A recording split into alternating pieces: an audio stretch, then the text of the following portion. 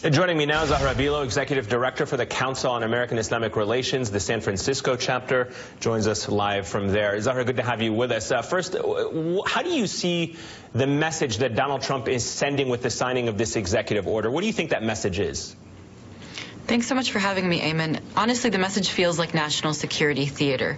They're targeting a number of countries where we haven't seen terrorist attacks happening in the United States connected to those countries.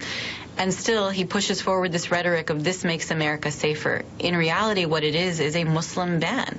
So let me ask you this, Zahra. Some people are looking at this, though, and they're saying those countries are failed states. They don't have a system of governance in place, not really effective governments. That's why they're taking this measure. We heard from a former Republican Congresswoman earlier saying that this is a security measure, not a ban on the rest of the Muslim world. So, of course, keep in mind the context, which was discussed earlier. A number of these countries are places that we've destabilized. We've participated in the bombing of these countries. Nonetheless, the people that are coming to the United States from these countries are visiting, they're working, they're learning, they're wanting to be a part of the American fabric. They are not committing harm against the United States. There's no indication that they are. And so what this does is it targets people who want to be a part of the American fabric and says, no, based on your faith and where you come from, you can't be trusted. Yeah, explain to us how this may, from your perspective, undermine the very objective that it's trying to do, which is to make Americans more safe and more secure. Do you see a way by doing this, by this executive order, that in fact it has an adverse effect on Americans here and Americans abroad?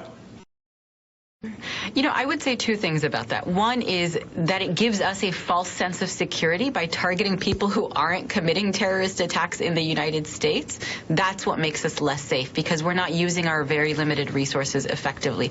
The other thing, of course, that it does is it entrenches the ISIS narrative, which is America is at war with Islam and Muslims, right? So it gives strength to the argument they're putting forward, which many of our past leaders, despite bad policy decisions, have at least been able to counter through their words. Here, Donald Trump is effectively saying it's us versus them. What are the legal challenges that your organizations and others plan on undertaking over the next several weeks, in particular to this issue and others that may be on your radar? Keep in mind that the executive orders were published. The final ones were published just less than 24 hours ago, and so the legal analysis is ongoing. The top priority for lawyers right now is helping people navigate whether or not they should come back to the U.S., whether or not they should leave, and how they could handle being stuck if they're at an airport. Beyond that, the questions that are being looked at is, how do we push back against this? How do we protect the rights of Americans and visitors? And so we're going to see a number of different strategies deployed to push back against this effort. Yeah, and we already know that universities like Princeton universities have already asked their students and staff to defer travel overseas because they just can't make sense of what all of this means for them. All right, Zahra, Billoo, Executive Director of the Bay Area chapter of the Council on American-Islamic Relations, thank you very much for joining us this Saturday afternoon.